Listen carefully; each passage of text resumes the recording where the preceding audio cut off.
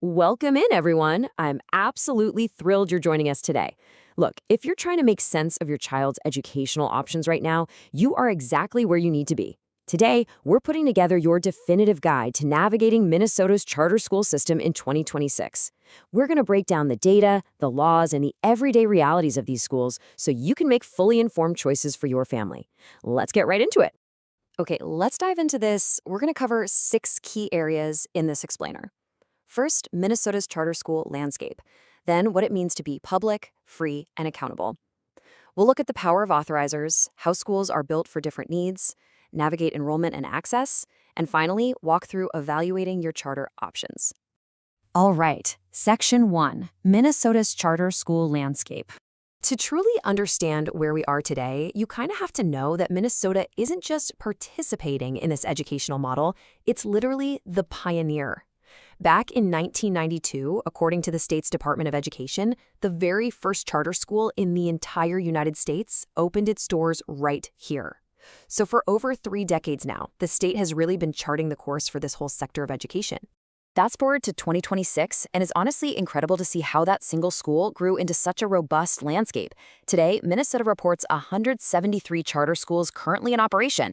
And on top of that, there are 60 charter schools that have officially recognized early learning programs. I mean, that is a massive network of educational alternatives sitting right alongside traditional district schools. And just to give you a sense of the sheer scale here, they're currently serving around 70,000 pre-kindergarten through grade 12 students across the state. Think about that for a second. 70,000 students whose families have actively chosen this tuition-free alternative. But what exactly are they choosing? Let's clear up some definitions. Which brings us to Section 2, public, free, and accountable.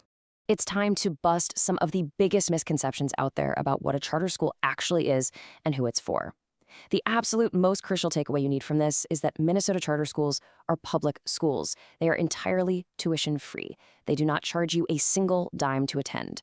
So unlike private schools that might be tucked behind gates with expensive tuition or entrance exams, charter schools have to be open to all students. And while they do offer an alternative environment, they operate strictly under public accountability rules. They're required to follow state expectations, and yes, that absolutely includes taking those state assessments. Moving on to Section 3. The power of authorizers. So you might be wondering, if these schools aren't run by the traditional local school district, who's actually in charge, right? Like, how do we know they're doing what they're supposed to do? Well, that brings us to the hidden engine that makes this whole system work, the authorizer. Think of an authorizer kind of like an auditor or maybe a health inspector for the school. Under Minnesota Statutes Chapter 124E, a charter school literally cannot operate unless it has an approved authorizer. And this isn't just some ceremonial title either. They are responsible for the rigorous oversight of the school's academic, operational, and financial performance. They review everything from charter renewals to proposed grade expansions, which provides that really essential layer of public checks and balances. Right now, the Minnesota Department of Education notes there are 12 approved authorizers operating in the state. So what does this mean for you as a parent or a community member? It means a charter school is never just some standalone idea floating out there all on its own. It has to constantly align its mission with an authorizer, continually proving that it belongs as part of a regulated, responsible public system. Okay, Section 4, built for different needs. This is where the charter model gets really exciting.